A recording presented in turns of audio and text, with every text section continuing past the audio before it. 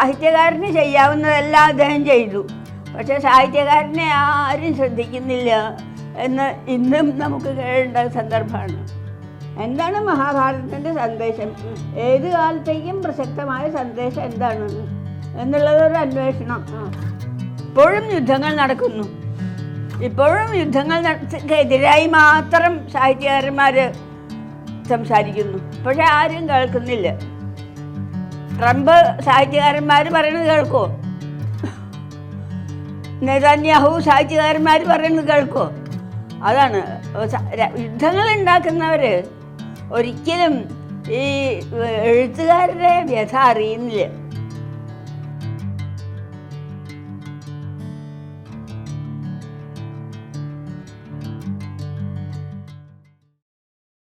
ഭാരതത്തിലെ പ്രധാന കഥയുടെ സംഗ്രഹം.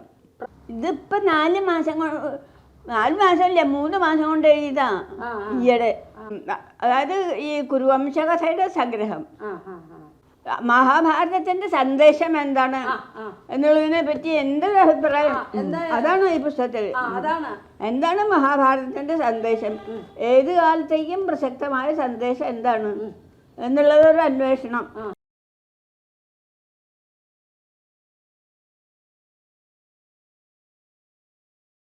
അത് യുദ്ധത്തിനെതിരായിട്ടുള്ള ഒരു കൃതിയാണ്. യുദ്ധങ്ങൾക്ക് എതിരാണ് വ്യാസൻ. അദ്ദേഹത്തിൻ്റെ കൃതിയുടെ അവസാനത്തിൽ എന്താണ് ധരിച്ചിട്ടുണ്ട്? ഊർധ്വബാഹുർ വിരവുമേഷ നഹ കശ്ചിൽ ശൃണോതിമേ. കൈ ഉയർത്തി ഞാൻ കേഴുന്നു, കേൾക്കുന്നില്ല ആരുമേ. അതാണ് അദ്ദേഹം. ഈ യുദ്ധത്തിനെതിരായിട്ട് ഞാൻ ഒരുപാട് പറഞ്ഞിട്ടും ആരും അത് ശ്രദ്ധിക്കുന്നില്ലല്ലോ എന്നുള്ള അദ്ദേഹത്തിൻ്റെ ആ വ്യസനമാണ് മഹാഭാരതത്തിൻ്റെ ഏറ്റവും വലിയ മൂല്യം. അതാണ് എൻ്റെ കാഴ്ചപ്പാട്.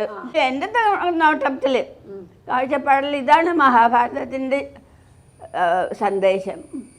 സാഹിത്യകാരന് ചെയ്യാവുന്നതെല്ലാം അദ്ദേഹം ചെയ്തു.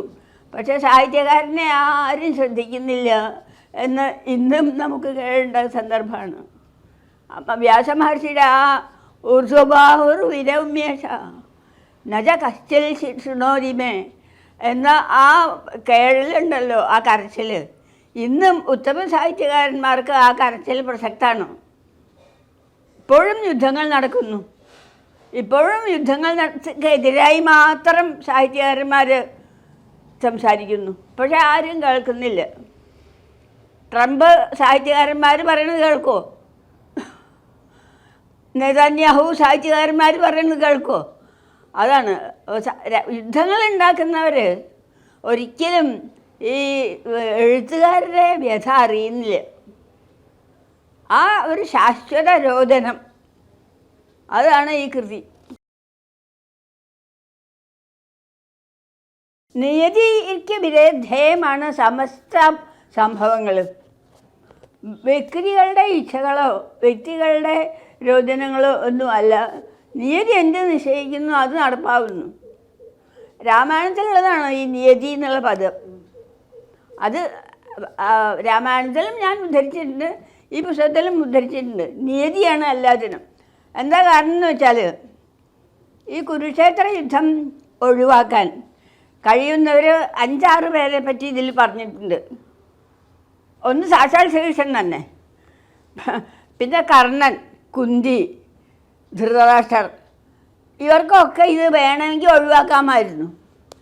ശ്രീകൃഷ്ണന് ആ വിശ്വരൂപം കാണിച്ച സന്ദർഭത്തിൽ ആ ചക്രം തന്നെ ദുര്യോധനൻ്റെ കഴുത്താർത്താ പിന്നെ യുദ്ധം ഉണ്ടാവുമായിരുന്നോ?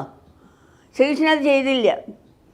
കർണന് ഞാൻ സൂര്യപുത്രനാണ്, കുന്തിയുടെ പുത്രനാണ് എന്നുള്ളത് സത്യം വെളിപ്പെട്ട് കിട്ടിയപ്പോൾ അത് കുന്തി തന്നെ ചെന്ന് ആവശ്യപ്പെട്ടു, അത് നീ ഞങ്ങളുടെ പക്ഷത്ത് വരണമെന്ന്.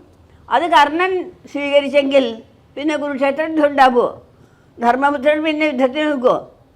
അപ്പം അങ്ങനെ യുദ്ധം ഒഴിവാക്കാൻ കഴിയുന്ന എല്ലാവരും മൗനം അവലംബിച്ചു. അപ്പം പിന്നെ ഇതല്ലാതെ എന്താ പറയുക? നീതിയാണ്. അത് മനുഷ്യവംശം വർദ്ധിച്ച് വർദ്ധിച്ച് വർദ്ധിച്ച് ഭൂമിക്ക് ഭാരമാവുമ്പോൾ ഒടുങ്ങണം കുറേ പേര്. അത് നീതിയുടെ നിശ്ചയമാണ്. അതിനുള്ള ഒരു വഴിയാണോ ഈ യുദ്ധം എന്ന് പോലും നമുക്ക് തോന്നത്തക്കവണ്ണം. അത് ഒരു മഹാരാഷ്ട്ര ഓദറിൻ്റെ പുസ്തകത്തിൻ്റെ സംഗ്രഹമാണ് ഒന്നാം ഭാഗം. രണ്ടാം ഭാഗം കേരളത്തിലെ ജാതിയുടെ വികാസ പരിണാമങ്ങൾ, അതാണ് രണ്ടാം ഭാഗം എൻ്റെ മാത്രം.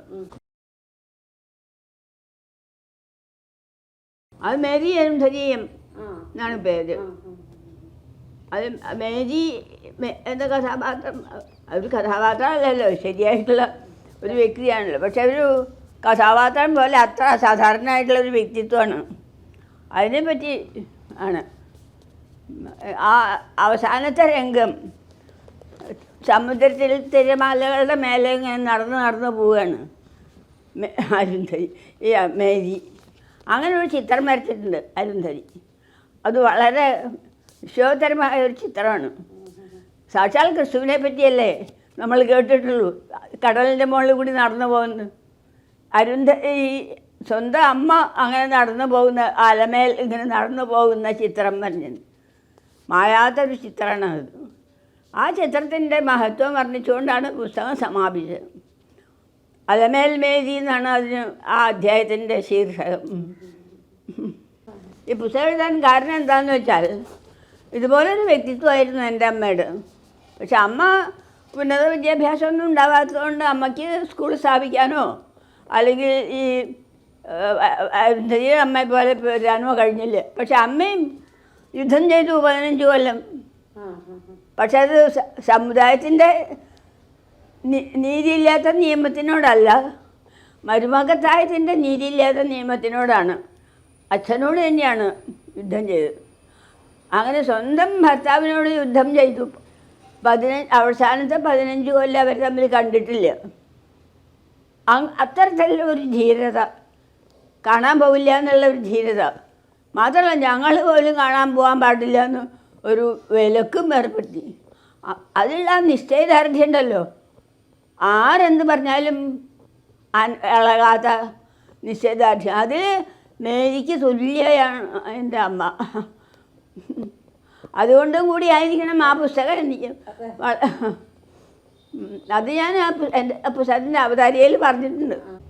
കെമിസ്ട്രി BSc ഞാൻ ചേർന്ന് നമ്പ്യാർ മാഷ് നിർബന്ധമായിട്ട് മലയാളത്തിലേക്ക് ട്രാൻസ്ഫർ ചെയ്യലുണ്ടായി. അങ്ങനെ കെമിസ്ട്രി പഠിക്കേണ്ട ആഗ്രഹം സാധിച്ചില്ല. യൂണിവേഴ്സിറ്റി പാസ്സായിട്ട്, ഇൻ്റർമീഡിയറ്റ് പാസ്സായിട്ട് ഒടുവ് മലയാളം പഠിക്കുകയുണ്ടായത്. ഇപ്പോൾ കെമിസ്ട്രിയെ പറ്റിയൊരു പുസ്തകം മകനെ എഴുതിയിട്ട് അതിന് മുഖരം എഴുതുന്നൊരു മകൻ്റെ പുസ്തകത്തിന് അവതാരിക എഴുതുക എന്നുള്ളത് ഞാൻ സ്വപ്നത്തിൽ കാണാത്തൊരു കാര്യമാണ്. അപ്പോൾ ഇത്രകാലം ജീവിച്ചതിന് ഇങ്ങനൊരു ഒരു വശം കൂടി ഉണ്ട്. അപ്പോൾ ദീർഘായുസ് ശാപമാണെങ്കിലും അതിനൊരു മറുപുറമുണ്ട് എന്ന് തോന്നി. വെളുപ്പാങ്കാലത്ത് 4 മണിക്ക് എണീറ്റ് കുളിച്ചിട്ട് പിന്നെ വായിക്കാനോ എഴുതാനോ ഇരിക്കും. അപ്പോഴാണ് എഴുത്ത്. പിന്നെ വൈകിയ പിന്നെ ഒരു എഴുതാൻ പറ്റില്ല. ആളുകൾ തിരക്കൊക്കെ ആയാൽ പിന്നെ എനിക്ക് എഴുതാൻ പറ്റില്ല. മാത്രമല്ല രാത്രി ഉറക്കമില്ലാത്തതുകൊണ്ട് പകൽ ഉറക്കം വരും.